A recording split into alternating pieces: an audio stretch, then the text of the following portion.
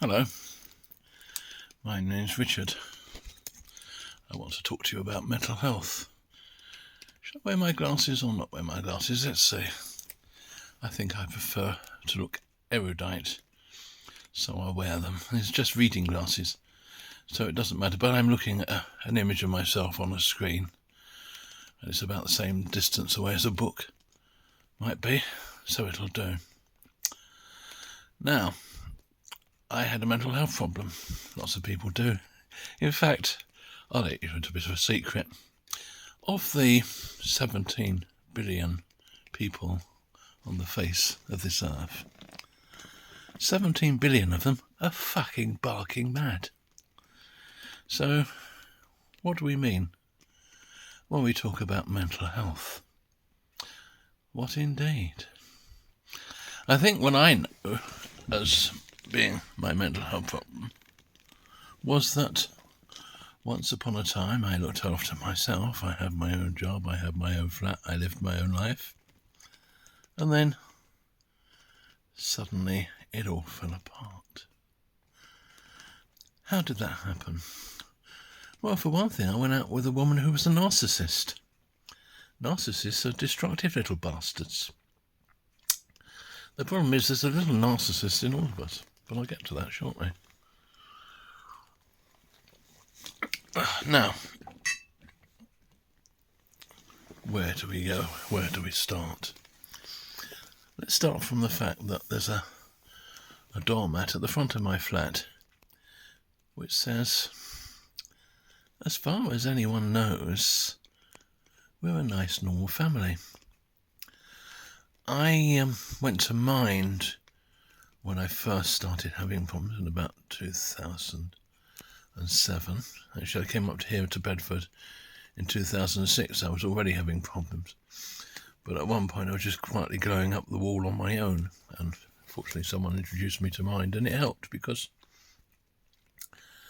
I was seeing a lot of the local Quakers at that point in time.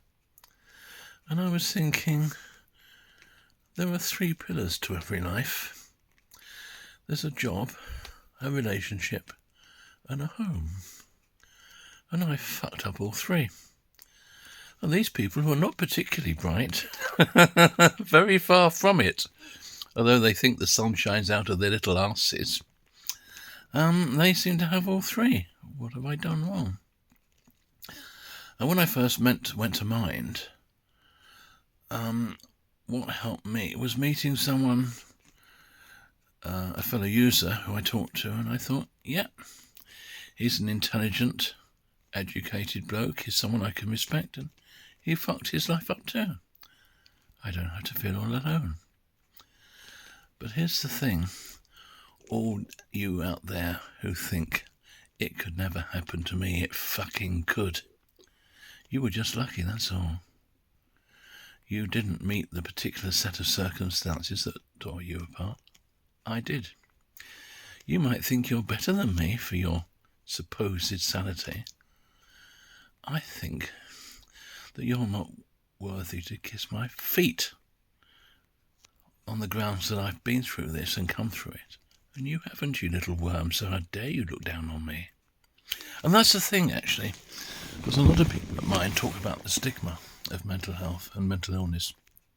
Oh, and that's another thing, before we talk about mental health. PC, political correctness, is a bag of shit. When I first started using mental health services, there seemed to be a certain section of people there who were there just to patronise the fuck out of us, to make themselves feel better. And I didn't like that very much, and I got involved going to various meetings and what have you, to try and put my point forward. And I would hear nurses and professionals say, life can be difficult when you've got mental health. And I remember thinking, yes, it can be really, really difficult if you've got fucking mental ill health. Don't be woke, don't be PC. You can't even talk about a thing if you can't name it. So, narcissism, eh? What is narcissism? It's fucking destructive is what it is. It's when we feel we don't quite come up to scratch. And so we invent a persona. And that persona becomes incredibly important to us. Now, I invented a persona because of the fact that I went out with this narcissistic woman, and then I did something. You see, I'll let you into a little bit of secret. I'm into dominatrix fantasy. When I used to go to work, I had to be responsible, and it was yes sir, no sir, 3 bags full sir. And every so often I'd go off to a dominatrix, and I could surrender my responsibility, my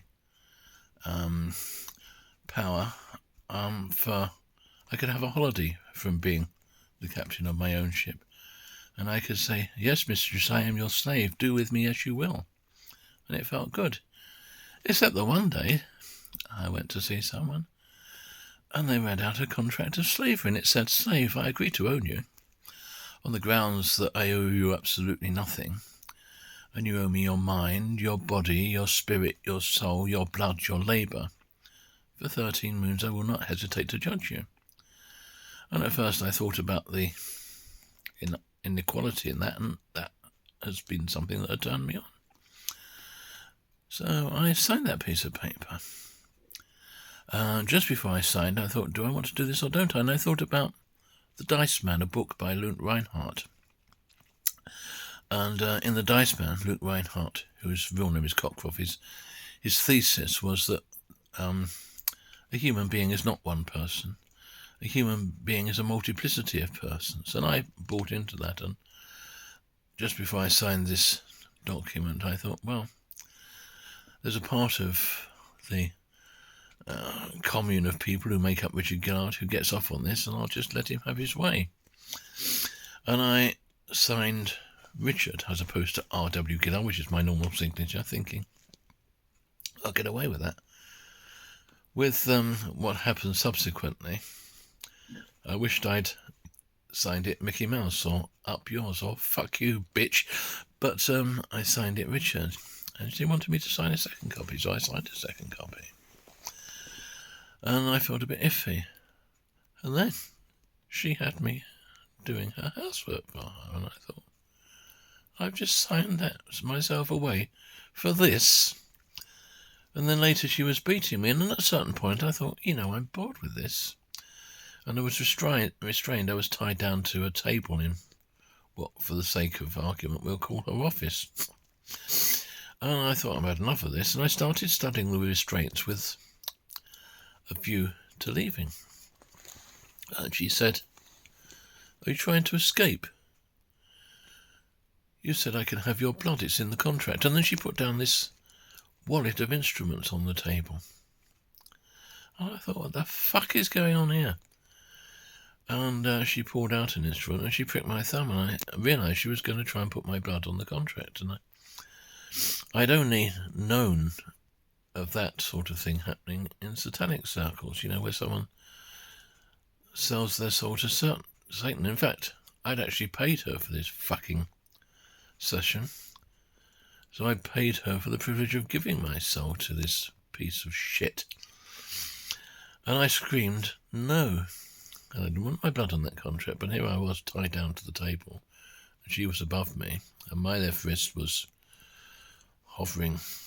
I couldn't lift it more than a foot off the table because of the restraints. So all she had to do was put the contract underneath it and put both hands on my wrist and force it down. And after that, I really did start to feel that she'd owned me. And in this veil of tears, one of the only things that can console one for the way life is being one's own master. That song by Frank Sinatra, I did it my way. And I was 51 years old, and I, pretty much tried to do it my way. I'd been the son of a neurotic, narcissistic mother. It had been difficult to find my way in life, and I constructed this person who was a friend of the Royal Academy, and he swanned around the summer exhibition with a glass of Pimm's in his hand at the preview. And he was very happy with who he was, and suddenly it had all fallen apart. And I couldn't hold on to that image anymore, because it seemed to me at that time I'd given myself to a woman who, it seemed, was enthralled to the powers of darkness. Now, I knew she was a witch, but when I went to see her, to me a witch was a life-affirming neo-pagan who worshipped a god and goddess. And by the time I came away, I felt she was in someone who was enthralled to demonic entities. And I'd been told to believe that demonic entities are not very nice. So I lost it, and I lost it to the point where I had an interview with Human Resources, not to do with this, but something else, and he said, because I'd mentioned some difficulties that I was seeing a therapist, and he said, well, we'd like to pay for your therapist. And I said, no. I thought, how fucking dare you? He who pays the piper calls the tune. And he said, well, how can we help you? And I said, well, you can listen to what just happened to me. And I poured it all out. And of course, and I said, yeah, actually, I'd like to go home because I'm not feeling that good. And he let me go home. But then they didn't let me go back, the fucking bastards at Human Resources. By the way, they say that they who can do and those who can't teach. Those who can't do either go into Human Resources. They're fucking little parasites who get off the back of everybody else's work, basically. They couldn't do a bloody thing in their own life, but they like to manipulate other people and, move them here, there and everywhere and have some sort of control over their lives, and they like to think that they're God's gift. They're not. They're a bunch of fucking parasites. And the company I was working for, which more and more was enthralled to Human Resources, went exactly where it deserved to go for that nonsense. It went right down the fucking toilet. But anyway, I digress.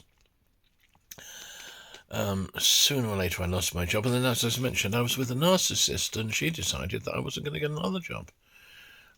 She decided I was going to move in with her, and as it happens, I had often had fantasies of moving in with a woman and let them take responsibility for my life, because it's quite hard taking responsibility for your life. So I said, can I move in with you? Which I did. And then I realised that if I wanted to keep what was left of my sanity, I'd have to leave her. And I had enough money left over from the sale of my flat in Highgate after I paid off my credit cards and my mortgage and everything else to buy a flat outright here in Bedford for a mere £67,000. So that's what I did. But I'd lost those three pillars, hadn't I? I'd lost my home. I had a lovely home in Highgate, and now I lived in a fucking bedsit, a hovel. I didn't have a relationship because there was a woman, this narcissistic little woman, but she was vile. And I didn't have a job. As I said, I then started going to the Quakers, and I sort of wished I'd gone to Quakers earlier. I thought maybe they might have kept me on the straight and narrow, but anyway, I didn't.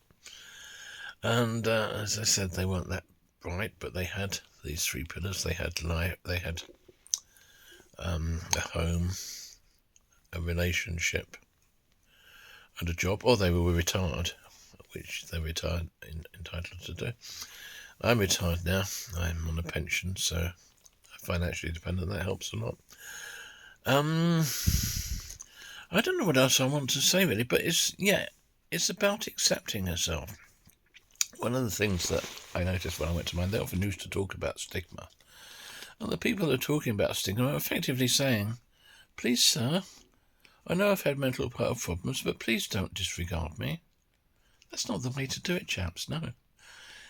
The way to do it is this. I've been through some shit and you haven't. Don't you dare look down on me, you fucking piece of scum. Don't you fucking dare. I am who I am, and what I am needs no excuses.